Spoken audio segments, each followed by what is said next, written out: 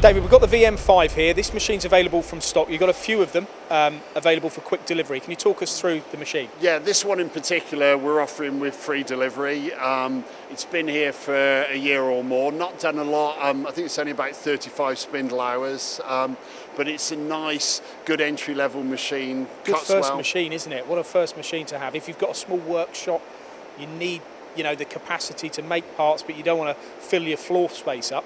Yeah, we found this machine's very good, certainly as a second op machine, an apprentice training machine, that kind of thing, straight for good, 3-axis machine, and it'll certainly do steel, tool steel, that kind of work. It's and a proper it fits machine. isn't that there's an envelope or a size, I can't remember, one of your colleagues has told me before.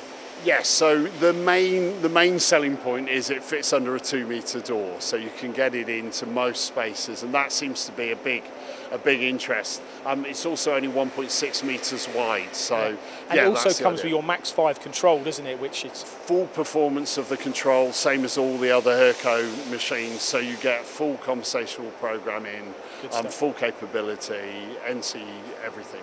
Good stuff. Available from stock here at Hurco. This is the VM5i. Be quick because there's only a few left.